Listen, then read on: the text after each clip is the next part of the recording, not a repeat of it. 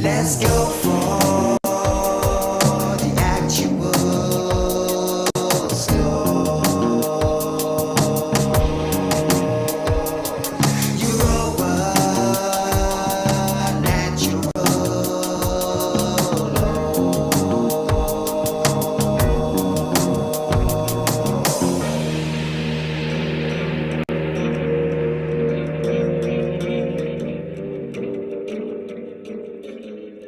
Yeah, greetings humanity and welcome to Europa Natural Law, a roundtable transmission dedicated to healing the madness, badness and the sadness plaguing our beautiful, bountiful world. Through regaining our sanity, reclaiming our inborn sovereignty and honouring our inherent responsibility, we can improve reality. I'm your host, Nemo Jones, reporting for beauty. And to my, let's go that way. So we have on my right. Hi. Oh, balloons.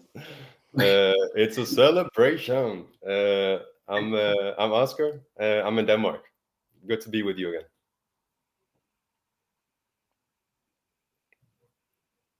To Jasper. Hello. All right. So yeah, my name is Jasper Rodenhuis. I'm from Frisia originally, and that's a part of the Netherlands. So people know the Netherlands and often don't know Frisia, but Frisians is really my ethnicity, and it also references natural law in its tradition. But that's kind of something that maybe can be brought up later on. But right now I'm in Czech, so I'm traveling, and I'm about an hour from Prague, and there's like a funny fun fact regarding natural law as well, is that Thomas Aquinas, his school, I don't know if you guys know Thomas Aquinas, but he spoke about natural law as well, and his skull is now shown in the church of Prague. So my girlfriend, she sent a picture of that yesterday, and it's until today. But that was something regarding to natural law. Just because before the show you asked like how I came to natural law, and actually I think it's the actually term that that's recognized. So I didn't know about natural law, like the terminology for it, but I guess like the interest of spirituality and looking really more deeply into things is really where I started. Like I started researching since I was like 12 years old, but it's really like when I was 17 it became more intensely, and I had more of the mystical experiences and like things are paranormal experiences. So since I was 17, that really when it really propelled and it became more serious. And one of my first teachers, he kind of spoke about natural law, but not necessarily using those words. But he's called Michael Grubb, and he does like psychokinesis practices online, and he really demonstrated what he could do with the understanding of natural law. So he says like my first teachers are nature itself. So that kind of implies that there's something that is communicated, that if we learn from it, that a lot more things are possible that we otherwise wouldn't consider to be possible. So that's, I guess, put it into a nutshell, because there's a lot of things that I could say, but I'll keep it a bit short for now and see where it goes after, if people are more interested in the background, my own background, because I also have background in philosophy, and I was an online philosophy teacher, so there's a lot of things that I could say about it, but it's always difficult to keep it short, so this is the best I can. Well done. Thanks, Jasper. Welcome. And where should we go next? Just introducing, going around. Vuk. Hi, I'm Wukan Kempfer, better known as Alpha Vuk from Germany. Hi, I'm Yvonne, or Eve, and I'm from Norfolk. Derek Balocelli from San Francisco, but been living in France for 15 years, maybe spliffteen. But yeah, Jasper is the only one in the house who's actually been to my house down in the south of France. It's a beautiful place, and yeah, been on his podcast a couple times, and I like how you termed it. Instead of natural law, it's naturalia, something like that. Did a video on that. It was pretty cool. But yeah, anyways, on to the show. Nemo, what's good, brother?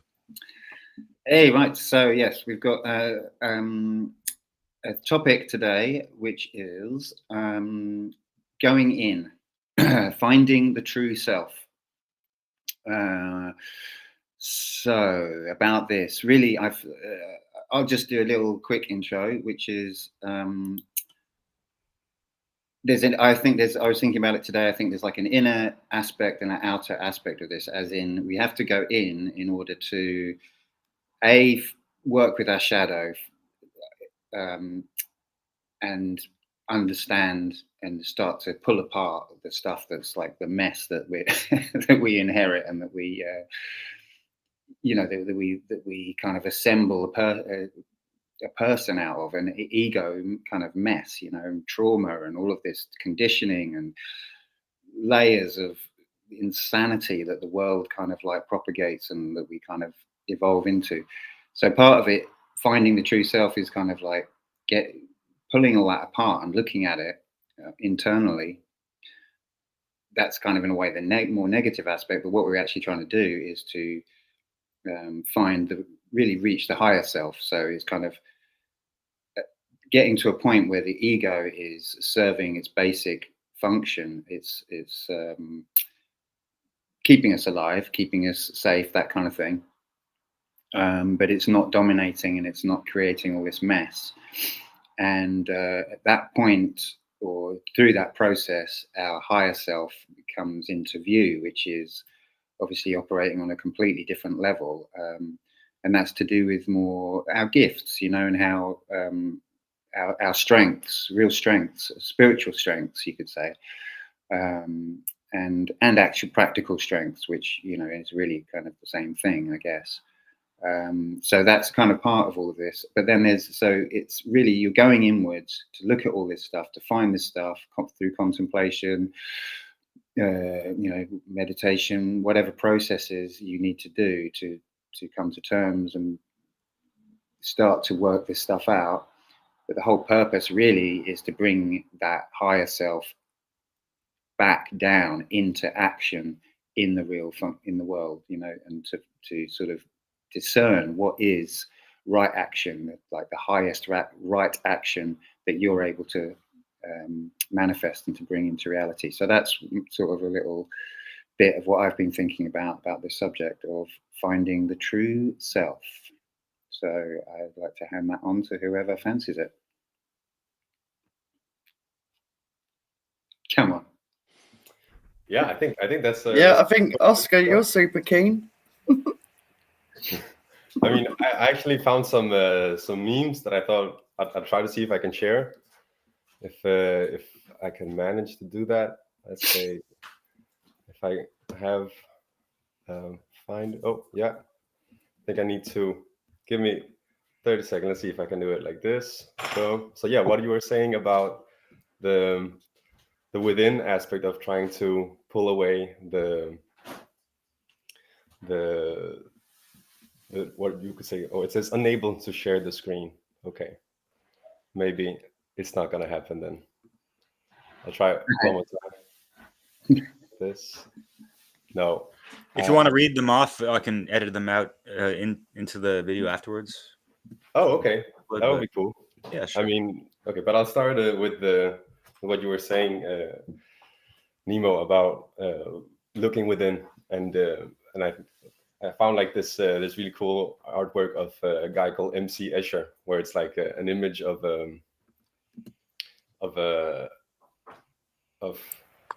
an eye that looks and it's looking like at a skull. You can see the reflection of a skull in the eye.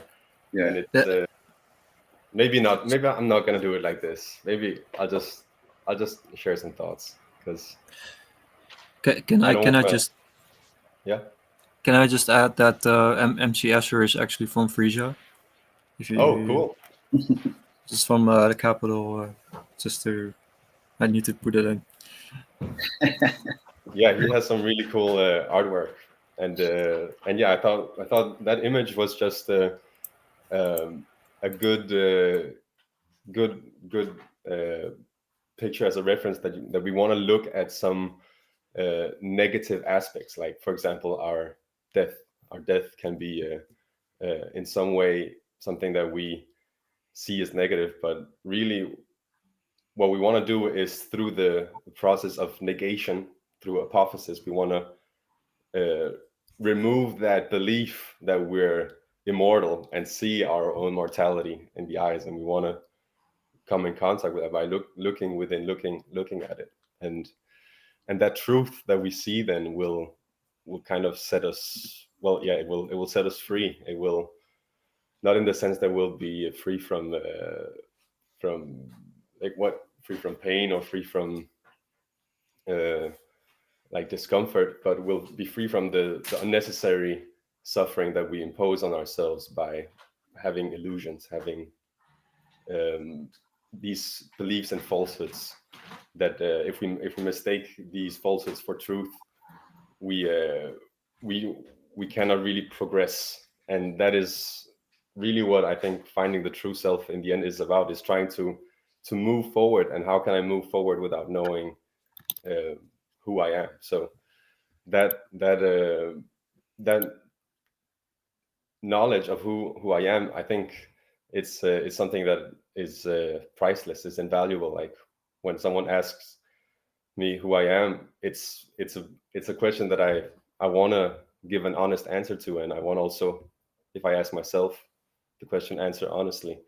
And I think that those two words, I am, they're really powerful.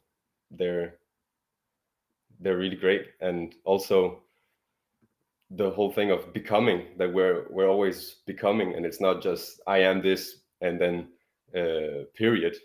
It's also I am and then etc. Like, what am I becoming? Is my being just as it is, like determined, or can I evolve? And I think that's the point that I want to make. To get in contact with death is definitely one of the in the law of one it is called a catalytic experience or a catalytic event, and it is definitely the most effective to like peel back all the falsities and really get somebody into contact with himself and his higher self, even if he is not prepared to do so. And I guess the same is for real intense trauma. I had to go through both, and I was lucky in my personal case that I found the Hemisync Gateway meditation, which leads the practitioner of it into remote viewing and astral travel and further. But the first lesson, for example, is to really experience the feeling of spirit in flesh, what Mark Passio also talks a lot about, and especially in his Streetwise Spirituality lecture. This experience, not just to believe or to know, to really experience it, is a life-changing event, definitely. But yeah, to be confronted with the death of a loved one was definitely the event that triggered my real self into existence to do this kind of work.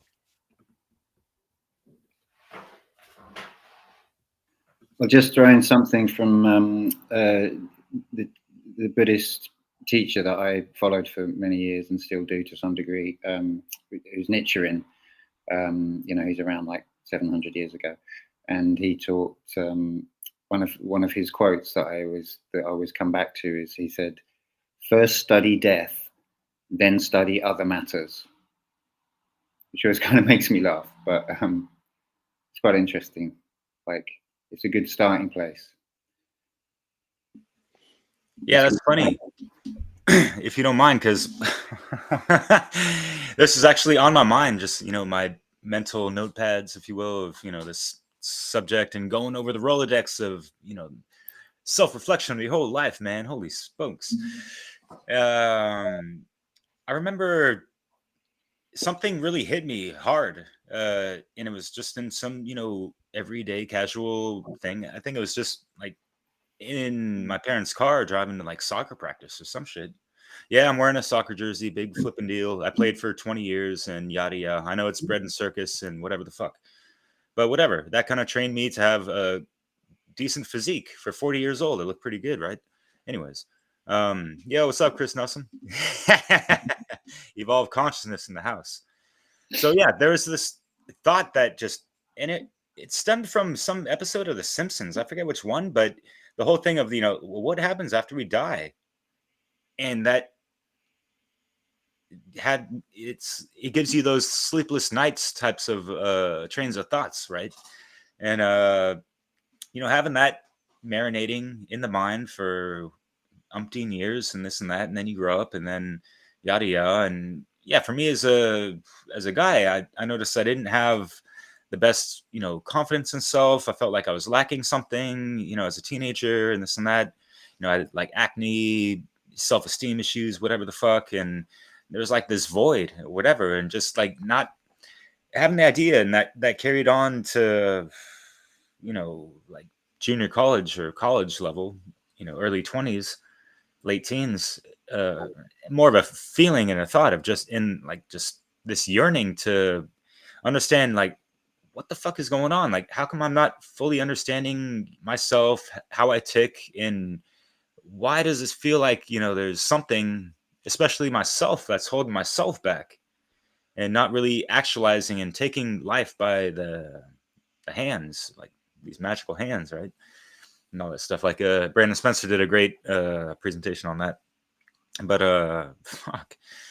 Yeah, so all these things weigh in over time, right? And then as the pressure builds up, is that diamond gonna, be manifested or whatever, so people can actually ignite that soul spark that is the actualization of your real true self in this lifetime. And yeah, I went through some initiations and hardcore research within myself and this and that, and even like having the burning desire to figure out, well, yeah, like I myself, we're all droplets of, consciousness in the ocean of, this collective. And where the fuck does it originate from? Like all these things. And of course, when you grow up, there's the religions all around trying to influence whatever. And like, what are we going to identify with and all this stuff? And like, well, like, what's there to identify within oneself first and fucking foremost? And when we take it to the Hermetica, yeah, it's all about the state of mind, the mentalism. We have to have a proper state of mind, balanced, especially take it to the mental gender of things, the two hemispheres, masculine and feminine. And yeah, it's unfortunate that, in what I realized, and this was happening when I first moved into Paris. I was there from 2010 to 15. And being away from America and having a lot of isolation time. I actually stopped playing soccer because I had a crucial injury of tearing my ACL and meniscus.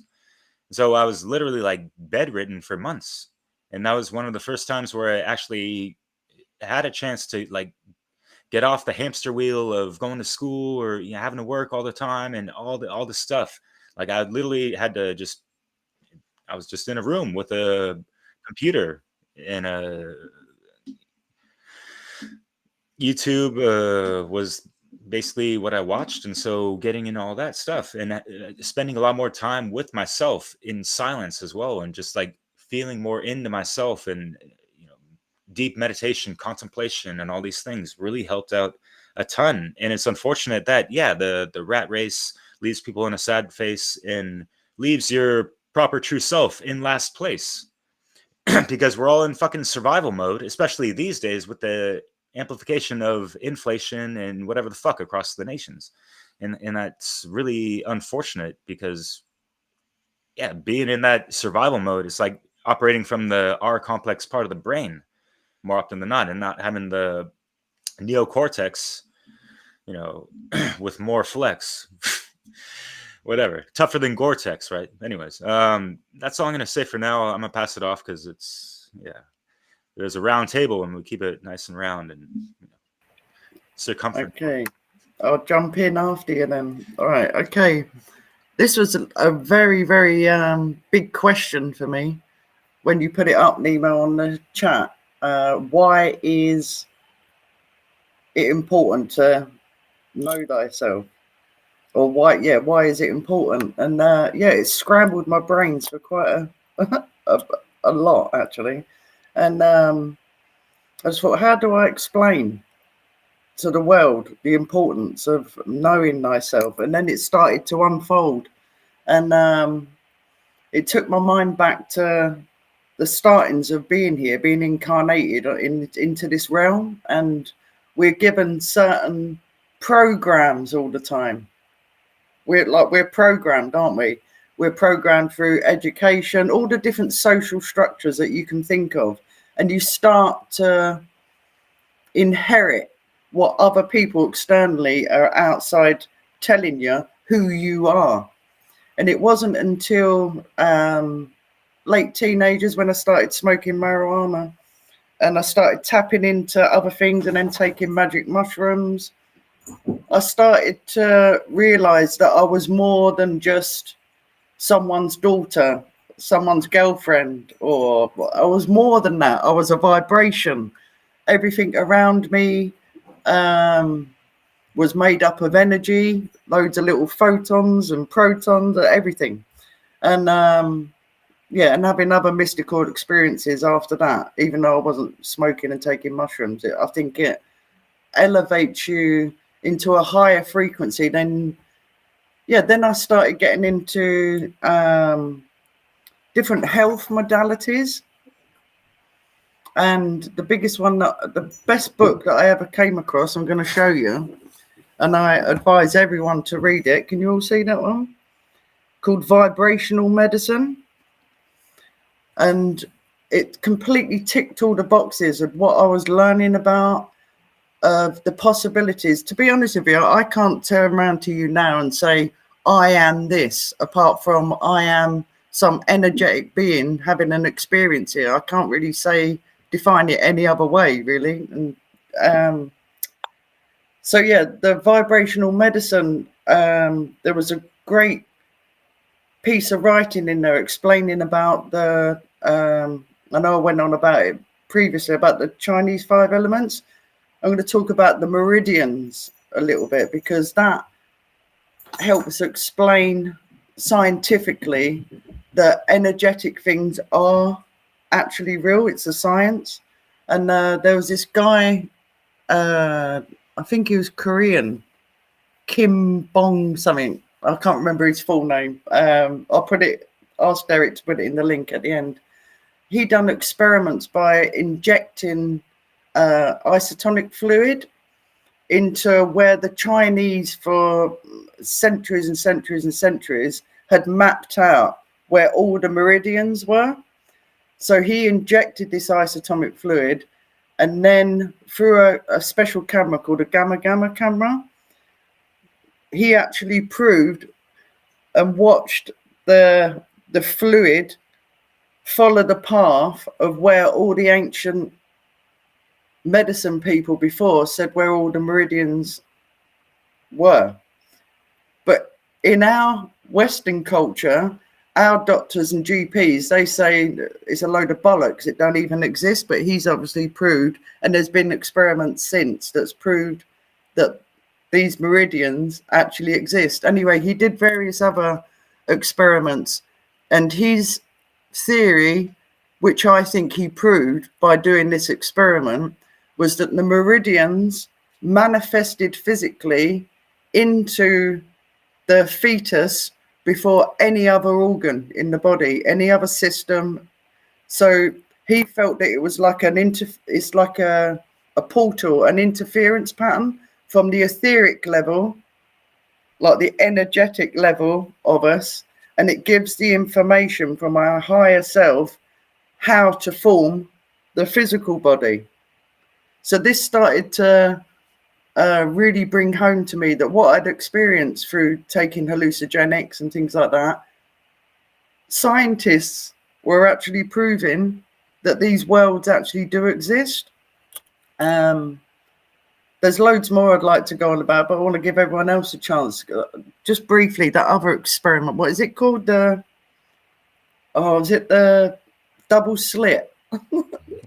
Have you heard of that experiment, everyone? Yeah, the double split. Yeah. So, shall I go on about it? Does anyone else want to? Yeah, the double slit theory, which also proves that things are not what they seem. So these scientists, when they shot photons, like a laser that went through a double slit screen, and then behind that screen, you would expect that the laser would give two vertical lines, but it didn't. It gave like a black line, a white line, black line, white line, black line, white line, black line. So it actually split. Yeah, it split up. So that actually proved that when the laser went through the double slit, it wasn't a direct, like a beam of light. It actually went into a wave sequence, and that's what was reflected on the backboard. But when they decided to ask the question, what slit did the photon actually go through, it started to misbehave, and it wasn't doing the waveform anymore. It was just going straight through. So the theory was, or not the theory, the outcome and the conclusion was of that experiment, that photons and light have consciousness, that they they knew they were being watched. Basically, they knew they were being watched. I think it was the electrons they shot. It was matter, not photons. And what makes it even more exceptional is that the matter showed two forms of existence: the matter form, the charged particle, and the waveform. What you were describing, the wave pattern that came on the back of the wall. And yeah, I can really recommend everybody to look up the two slit experiment. That's a very, very important scientific experiment. It's and what you touched on, the entheogens and psychedelics are a real great teacher to get into contact with your higher self, especially when you combine it with meditation. I have made great success, or I had a great success with those kinds of combining those methods. There are a lot of it, but I wouldn't recommend just trying it, but microdosing it and have it. If you have the opportunity to know somebody, have a trip sitter as well to have the best experience with when you try exploring entheogens like marijuana, shrooms, etc. So this is no call to drug abuse, so please be conscious. I'm not advocating that. It was all, when I did it, it was all in not a controlled environment, but we weren't taking the piss out of the situation. It was everything was set up. Everything was set up in a good manner, so it was in a safe environment, and there was always someone babysitting, that there wasn't actually someone on the shrooms or whatever. But what do you think about that then, regards that double slit experiment, what I was just talking about? Well, I think it helped answer the question for me. You know what you asked, Nemo, when you asked, why is it important to know thyself?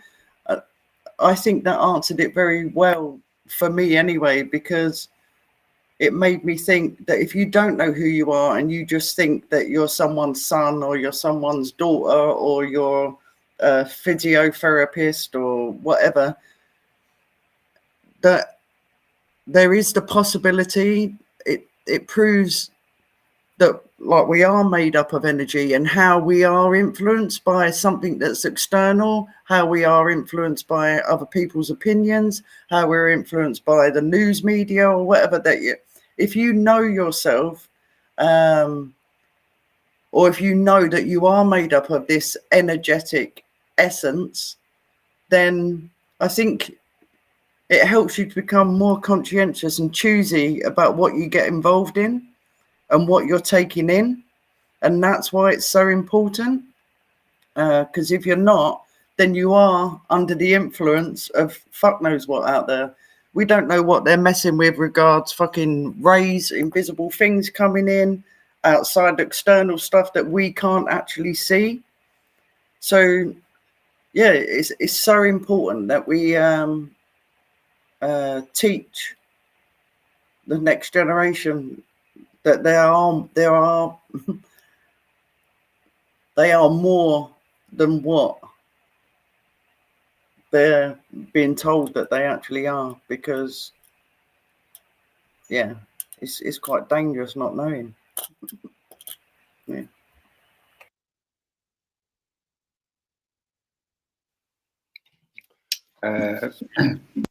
Jasper, would you like to come in? We haven't heard from you for a bit.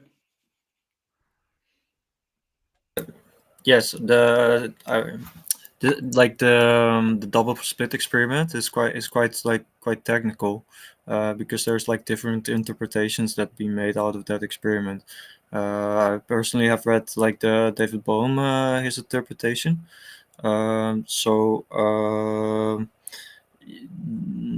Like I don't recall it as very freshly, but regarding the topic, because I'm a bit confused about this, but it is on shadow work, or can I bring up something else, or well, like how are things about that? I don't have to be a bit more familiar with. Well, it's not exactly shadow work. I mean, we're talking, you know, it's kind of, yeah, it is kind of focused on shadow work, I guess. Finding the true self, you know, that's the topic. Okay. Yeah, I mean, So anything around that, yeah. about like how does one find it, or what does it mean, or the importance of it, or just to try to answer for oneself who one is. I think those are good ways of approaching the video. Yeah, no, so I personally, I could share like an anecdote that I had. So I like fighting oneself. I don't know if you guys have ever researched anything in near-death experiences. That would be something that's something at least I know a little bit more about, and I had my own experience. So I could share a bit of that. But that's truly when I regard as I truly found myself. Sure, like from day to day, when aren't we ourselves? I wouldn't say like the words that you used with I am, because I don't see yourself as being fixed beings. So, and I'm not saying that you're intended that way, but from where I gather, it's like more everything is in constant flow. So I can only say that I was, and not say that I am, because once I say I'm already changed. As well as like I don't think, I have thought. So all the thoughts are also in the past. Being present at those things, it's because it's in a constant flow. It's impossible. That's at least from my perspective. And these are like some things that I've gathered over time while contemplating on the near-death experience that I had, which was, if I describe it, I was just looking and meditating towards the sun and closing my eyes, and it just penetrated through my skin, and I better understand what the essence of the sun is, which is also a term that I would use instead of the higher self, because it felt like the sun is actually like an oversoul, something that is like a shared soul that we are all connected to. We're all dependent upon the sun's light for life. this was something that I've saw reflected in myself. Like I saw myself, and it was such a transformative experience. Like I just could catch a glimpse of just a few seconds. And just like you, when you look into the sun, you cannot see into the sun directly, or you can just look at it for temporarily, unless it's like sunset and sunrise. But so coming back to like what is finding yourself is being able to finding the light within. It's like Krishnamurti said, be a light to yourself.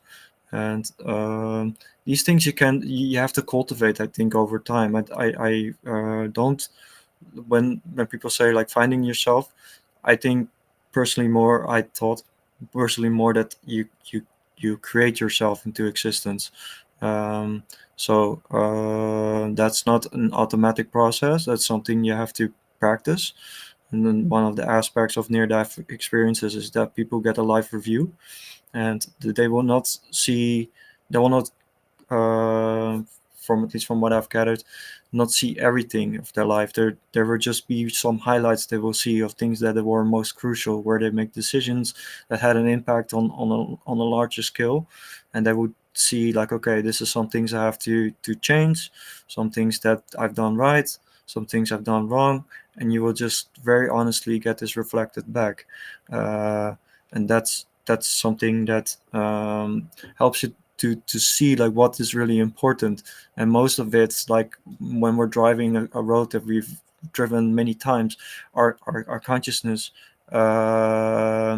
is not completely there, because it's something that we're used to, and most of our life is things that we're used to. So how conscious makes that how conscious make that struggling with the words here, but how conscious are we then truly, to put it in other words? I've heard like someone said like it's about like a few seconds that we're actually truly alive. So I think it's to really be in that essence. It's quite rare. That's at least my take on it, and I can supplement it like with Gurdjieff, for example, who also said like we're like robots basically, and a lot of it is unconscious. So, and there's different practices that one can have in order to grow a being, to really be present and really cultivate yourself in each moment while we're participating in the world. But it's a very comprehensive and very extensive work, and it's something that I currently still I'm learning, but it takes years. It is not something that is it's just like learning a skill. I think it's also like that when you want to be yourself, you have to learn it just like a skill. Learn to be yourself. So that's basically putting it simply. Thanks.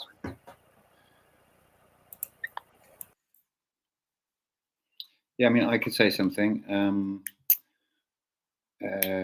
Again, I guess it's kind of more anecdotal, maybe a bit more kind of basic, just to do with my recent experience, really, and about how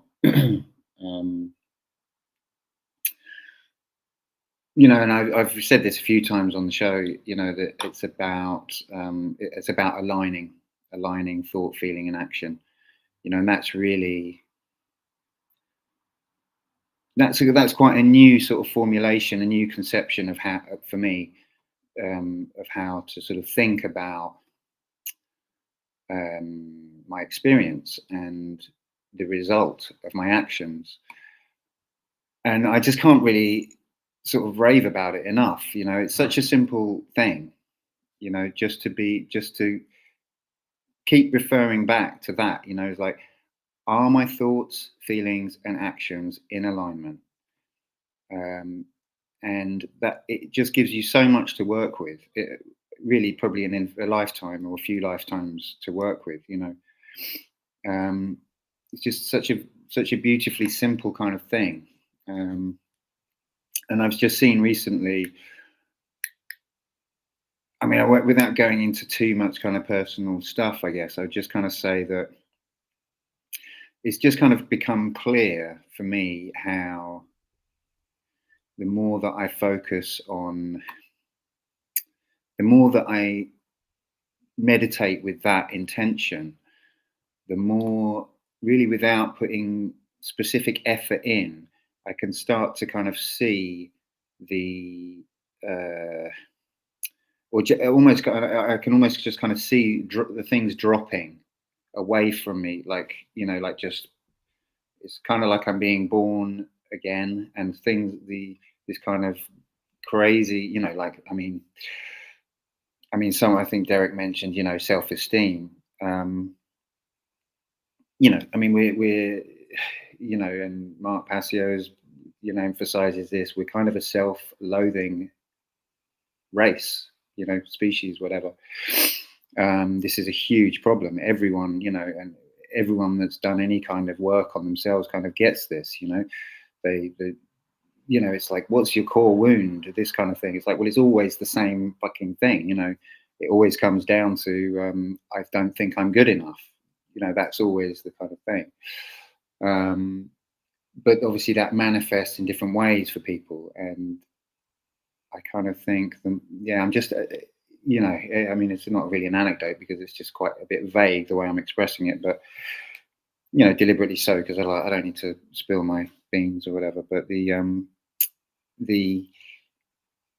this is just my experience. It's like part of, you know, partly doing this, what we're doing here, you know, actually speaking out into the world what I understand, even if it's faltering, even if it's, you know, not perfect, even if it's not well thought out or necessarily well expressed or whatever. This is part of me coming into alignment with my, you know, bringing my thoughts, feelings, and actions into alignment. And that is affecting, that is kind of part of this process. And it's, I'm seeing it in other aspects of my life, my creative life, where I'm kind of going, oh, look, I'm noticing, I'm kind of looking back at who I was and thinking, yeah, I can kind of see this big mess, but it's like I'm leaving it behind because I'm more focusing on the higher aspect of what my life is about.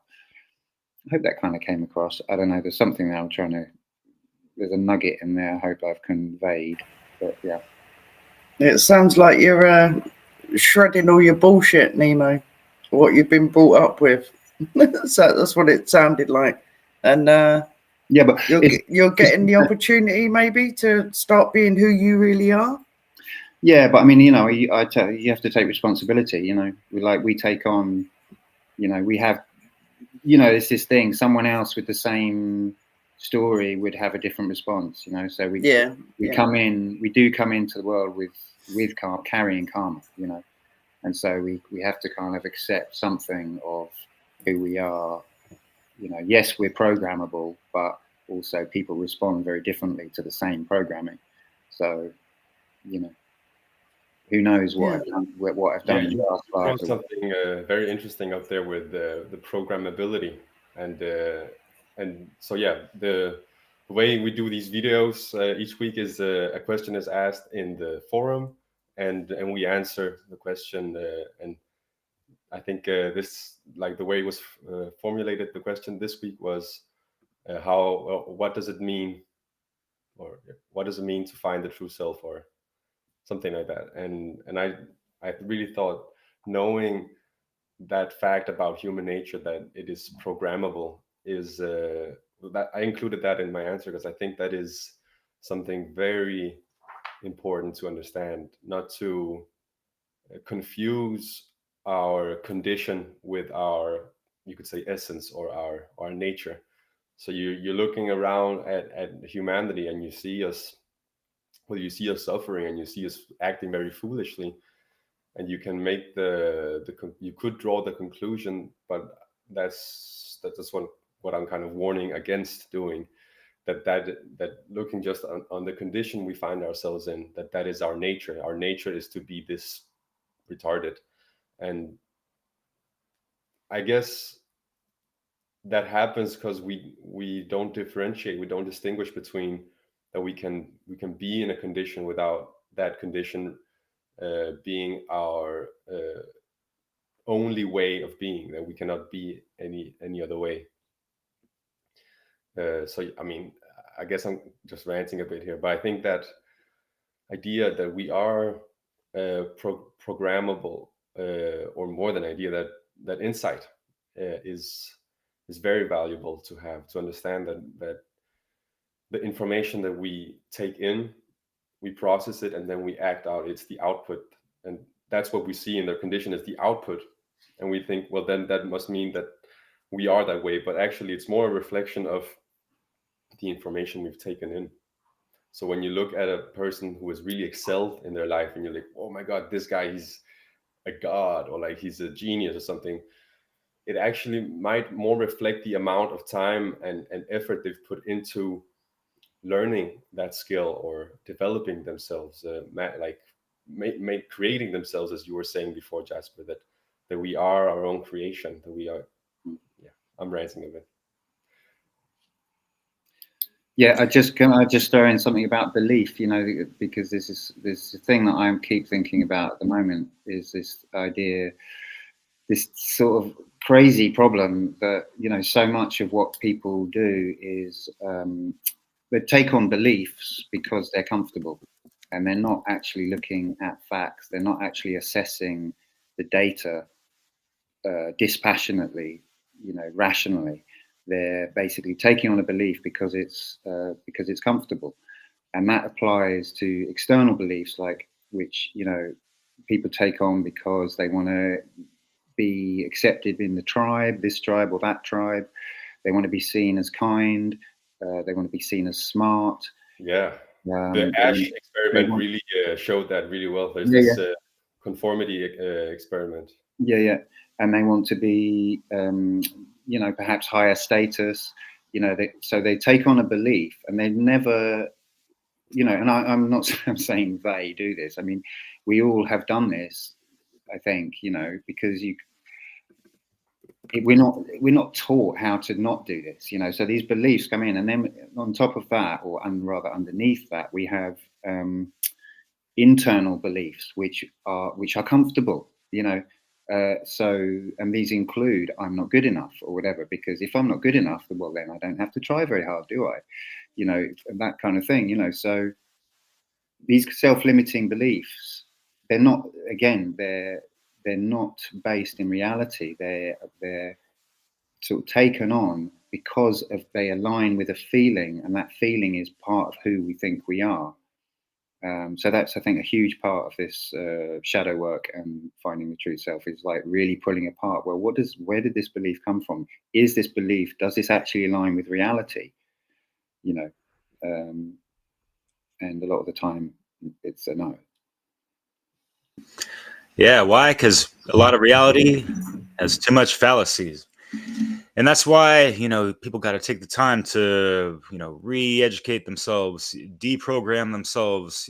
Like Yvonne was saying, you know, there's programs on top of programs on top of programs for fucking, you know, millennia type of shit, that we need to break all these fucking cycles, heal the generational traumas, and all these things that are included in the shadow work. You know, that's another topic, of course. But just getting back to the self and being able to re-center, remember all the elements that are involved within the core essence of your soul, yo. What the hell? Bring that into alignment right here, right fucking now. 3D, mon ami. Mais oui. Allez, les gars, c'est pas trop compliqué. Mais allez. So, yeah, when I had like my spiritual awakening journey, it really started off with actually just, you know, the intention of and the burning desire to like reinvent myself. You know, I kind of mentioned that I was kind of struggling to, you know, figure myself out and all this stuff. And yeah, at the time I was married, I was happy, but still feeling that void within myself of not, you know, actualizing something and all that. And that led on to like a full-blown alchemical awakening. But it's not some kind of fucking little TikTok montage type of thing. As Oscar, you were talking about, as far as, you know, like, it's not just, you know, a blip in a moment, and like we bypassed all this stuff that we actually got to do to reach these certain levels of self mastery first and fucking foremost, and then whatever. Think of your average apprentice that has years of progression to learn a certain trade. What about the trades and craftsmanship within yourself? Are you the master builder within the temple of your soul? You know what I mean? Like, so yeah, just regaining control, re-educating yourself, and being able to better discern all that stuff, and really have your S words in your arsenal of articulation, swords, words, intellect. Sorry, I'm thinking abstractly with how elements correspond to certain archetypes of consciousness. Take it to the tarot, the suit of swords, and that's kind of what that represents. But anyways, and those are things in these arts and sciences that we can all learn from and attribute to our lives, and learn more about ourselves and what's going on, even in the current or the past, like Jasper was talking about. But yeah, no, there's a lot of folks that talk about like be here now, like the time is always now, if you will, and like even like the past, present, future can all be kind of in the present, depending on how you look at it, if you will, or feel into these things, or operate or navigate through these things. And yeah, there is that love illusion of having to re-love yourself, and you might have to also re-parent yourself, re-paternalize, re-maternalize. If you didn't have the best parents growing up, that was mentioned earlier, that's another thing. And that's also kind of helped me get over and grieve the loss of my mother, who passed away like a year and a half ago, that kind of stuff. But as far as just like activating the soul spark within you on the 3D level is kind of a forbidden feeling. And that's how I felt when it first happened. But yeah, just like I had such a frequency shift that, like, holy smokes, like I was living in kind of like a terrified slumber, back then. It's like when you adjust the resolution on a computer or whatever, or television, and you get that proper HD clarity, it's kind of like that kind of shift into just cognizance and all these things, and like feeling into yourself a lot more on an intuitive level. That's kind of like that going deep within and being in alignment and in proper, like one of the previous things I mentioned, like Hyros Gamos, having the alchemical wedding, being balanced, both hemispheres, like I mentioned, with the masculine and feminine attributes of the brain, and all those archetypal attributes that correspond to these things. And but obviously recognizing who you are, where you stand in your even cosmic blueprint in this procarnation, incarnation, whatever kind of carnation people want to label it as. What's your sun sign? Wow, everyone knows the fucking horoscopes on that. Like, big deal. It's been so watered down, the fucking, astrological pop culture, whatever the fuck. But, what's up with your moon? And that corresponds to like your mental attributes and how you think, what makes you tick in that kind of mental capacity, in a sense. 2 degrees or whatever. And yes, all the zodiac signs are within us, but just to varying degrees. Have you taken a trip around the circles within circles, like all these things? And like, where were you in the past? Check out your south node. What are you supposed to be doing kind of like in the future? Look at your north node, that kind of stuff. What's your ascendant? And that kind of thing. So, I'm speaking personally because, learning about those things just blew the fucking doors wide open as far as becoming even more self-actualized, self-aware, and just more self-confident, I suppose. So, yeah, these arts of sciences that we can, that are available, we cannot be ignorant to them and not look at the taboo, tabloid-esque type of bullshit that waters these meanings down. And this is what sucks about any kind of truthful information and sacred knowledge, ancient knowledge, whatever. And even like going into the Hermetica, this stuff is getting kind of watered down on even fucking YouTube, because people are going to make money off of YouTube and have their channels monetized and all that jazz. So whatever the fuck, as long as people are trying to do it properly and with the least amount of distortion, I got no issues with that. But anyways, so yeah, find your catalyst. Vuk, you kind of alluded to that earlier, as far as, you know, what does it take for someone to kind of realize that they're kind of in the wrong, in like what Nemo was saying, like aligning your thoughts, emotions, and actions. That means that nothing is in contradiction and it's aligned to objective morality. That means that there's no harm being done through the process, right? So yeah, that's all I got to say for the moment. Yeah, don't be an idiot. The word idiot literally means, and the great Jordan Maxwell explained it, literally means the one who doesn't know himself. So don't be an idiot. And yeah, many ways lead to Rome, how to find their own like true self and higher self. There are like more easy ways and more like painful ways. And I want to touch upon what I think Jasper said with the sun being our oversoul. In the Law of One, it is stated that it is our logos, and God spoke the universe into existence. So it is like our, let's put it that way, representative of him in this solar system. But we are beings of Mother Earth, so she would be the one that we like should get more in line with it. And I think that it was Nassim Haramein who said to look into to look for consciousness in a human brain would be like looking for the moderator in a radio. So we are just like antennas for the consciousness around us, and the quieter inside us we get, and the more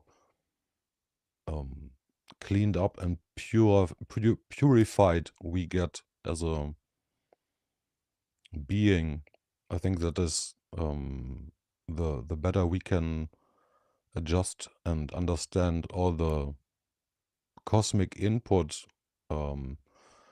from all the consciousness around us, like the big ones, like the sun, our mother, the cosmic sun.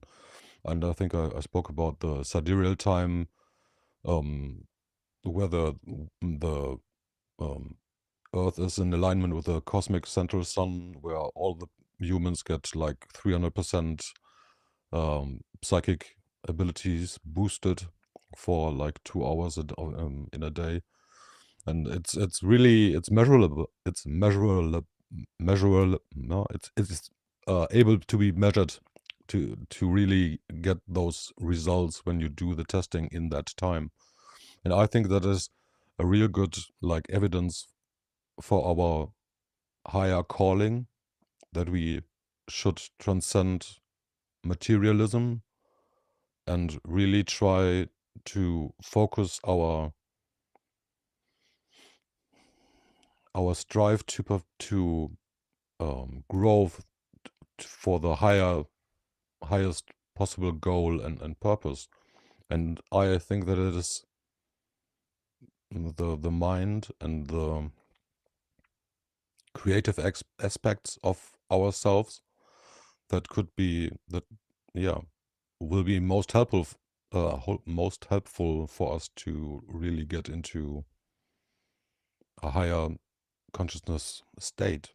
But it is just a question of will and focus and energy to get there, but it is hard to stay there all the time. And I think that is a great art to master.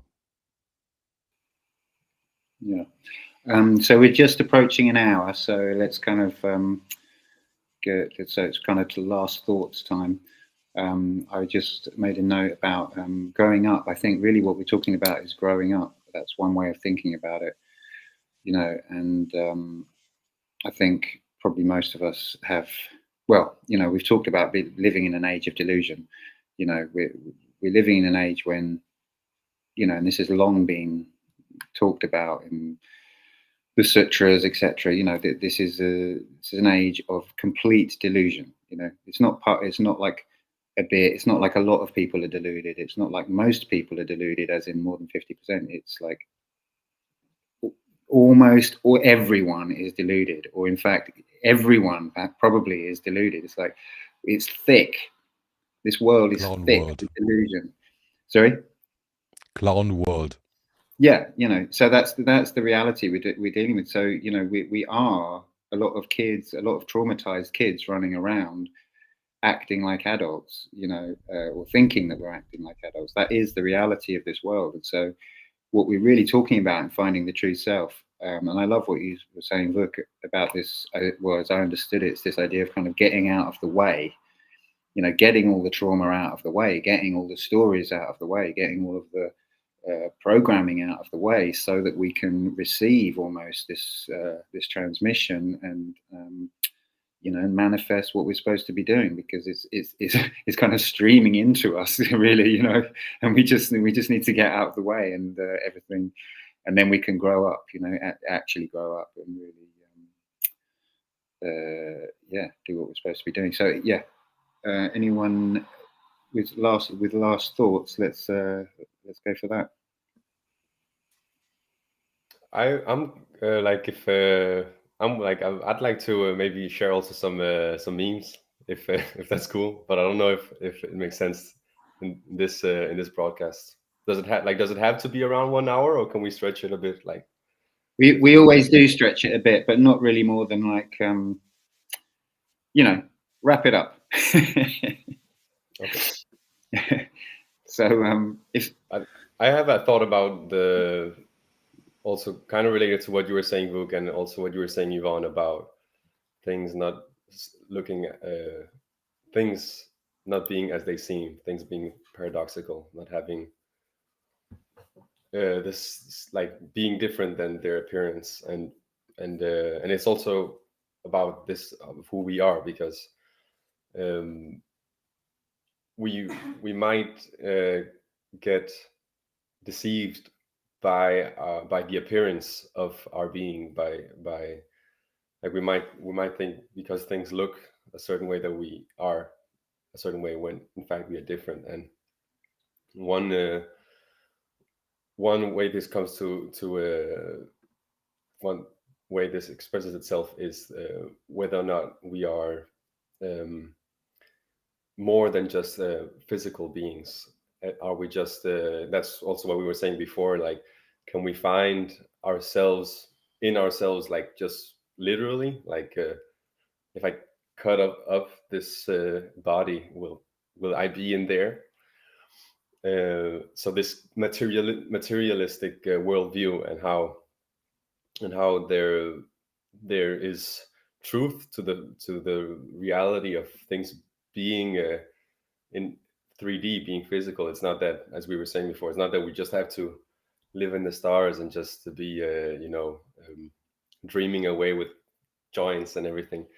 It's about being here now and applying our knowledge in this reality. But yeah, this thing about that there's more to reality than just the matter, and that there's not to say that spirit is over matter, or that mind is over matter, but that mind is not physical. My mind is not only the neurons firing in my heart and brain. There's an aspect to reality that is metaphysical, or more than physical.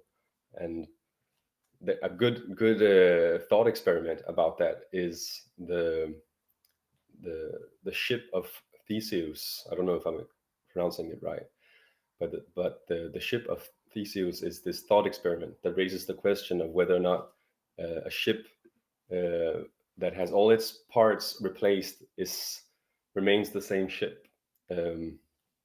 So if one accepts the materialistic worldview, the answer is no, because the object has all its parts substituted, and therefore it cannot remain the same object. But if one refuses materialism, this idea that only matter exists, not to say that matter does not exist, but the idea that it is only matter that exists. If one refuses this idea, one can see that the metaphysical nature of identity, or that things are what they are, is not just that they are physical, but we can see that an object that has all its part replaced, just like our body that has all its cells replaced, is still the same object because of mind, and mind is not physical. And this again relates to this Hermetic principle of mind, of mentalism. And as you were saying, Yvonne, like how do we define ourselves? Like, who am I? Well, it is possible to define oneself as being consciousness, as being mind. All is mind, and the nature of this universe, of this reality, is that it is conscious. It's this electric field. It's energy of consciousness. Yes, it's mental. What does this mean? Doesn't mean that it's retarded. You're mental. It means that it's creative, and it's non-physical. It's like a dream, like that nursery rhyme of row your boat gently down the stream. Merrily, merrily, merrily, life is but a dream. Or don't forget to scream. Ah, no. Okay, a bit random. But yeah, this aspect of reality, that it's that our mindset is a big creative. When we're saying that who are we? Well, we create ourselves. Well, then how do we do so? And it really does start with how we see the world, how we perceive reality, and what we're tuning into. And I think what I'm encouraging to tune into is to tune into the aspect of ourselves that is not only the physical, even though that we do not want to just stop there. We also want to connect with Earth and put our feet on the ground and manifest our spirit here. I don't know. It was a bit of a long rant. Okay, any last closing thoughts, quick ones? Yeah, I'm gonna quickly say, take on board that you are more than just what other people, what you've been brought up with. Start looking into the metaphysical side of our nature, because I am concerned that if we don't start as a collective taking on board that there is more to us than just the physical, and we are a multi-dimensional aspect, then we're missing out on a huge, massive, wonderful potential that, we could be discovering so many different things regards our health, regards how the planet works, everything. There's so much potential out there. And also, if we don't start taking on who we potentially really are, then we are stepping closer and closer to turning into something that I don't personally want to be part of, and that's transhumanism. That there's things going on out there that are on the electromagnetic field that are getting bombarded at us to condition us into that realm. So I would say really start taking on board the metaphysical side of our nature.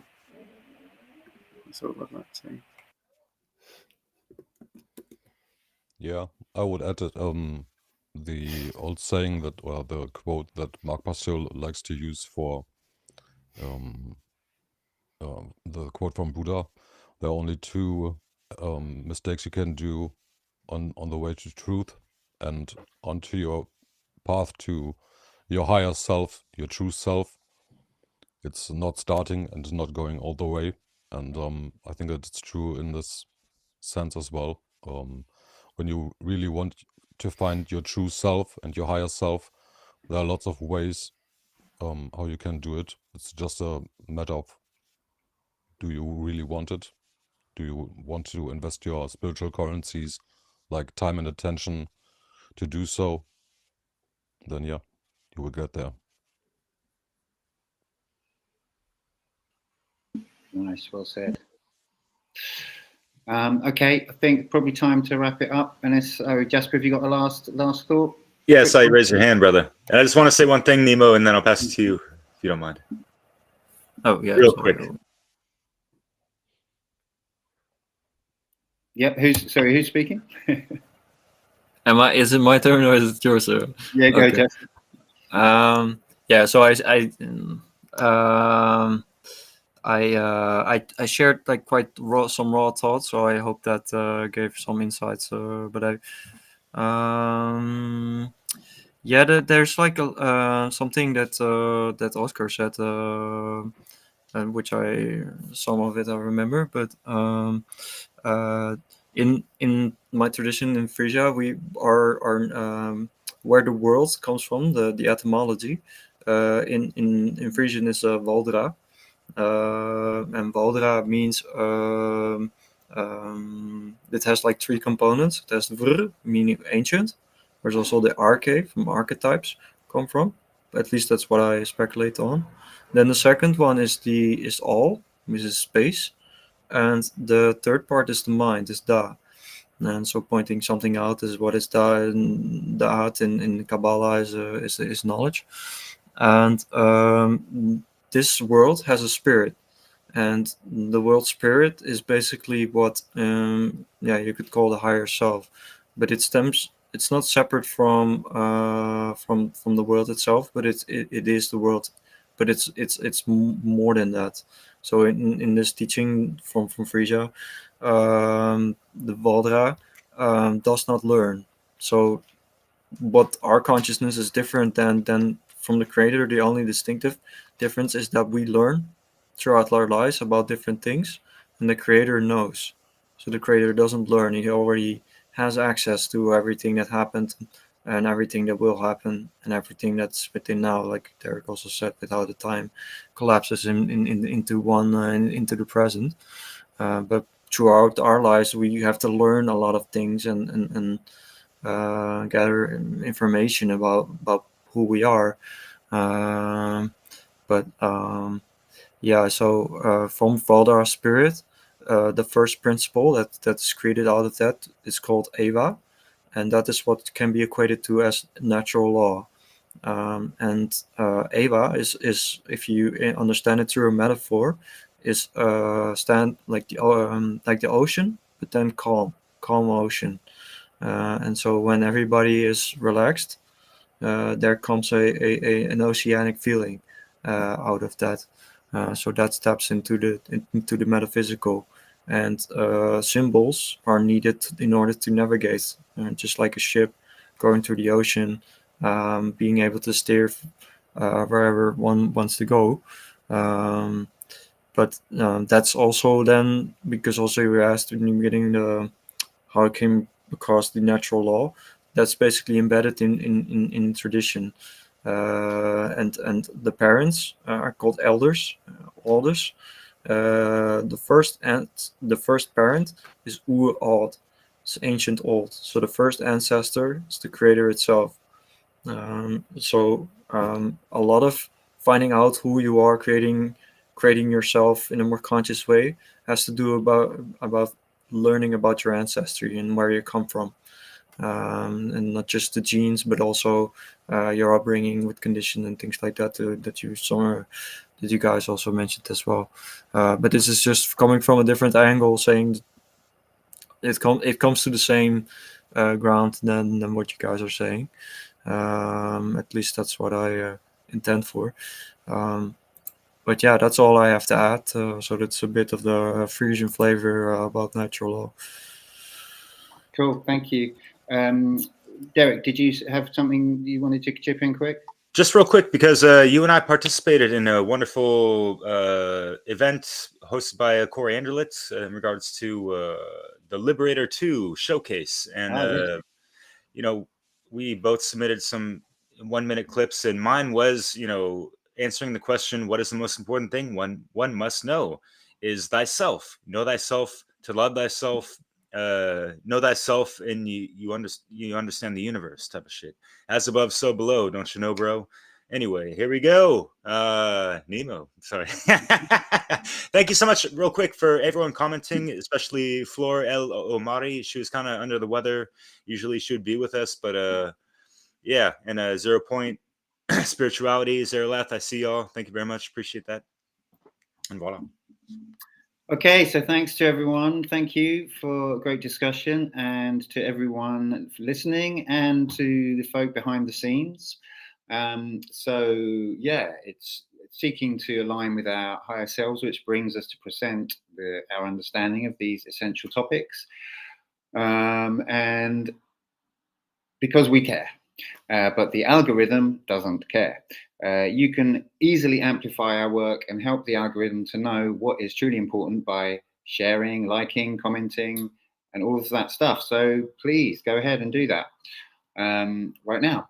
Everyone's links will be in the description, and as well as a link to the Telegram group where we're going to head right now for our post-transmission analysis and hangout. You can literally go there and join us now if you like. Just follow the link. Otherwise, we have discussions there through the week. We usually, once we settle on a topic for the following week, I'll post a question, and so we can have discussion through the week there. But that's it for this week. So until next time, I'm Nemo Jones, reporting for Beauty, and I look forward to seeing you all next time on Europa Natural Law. See you later. Ciao, ciao.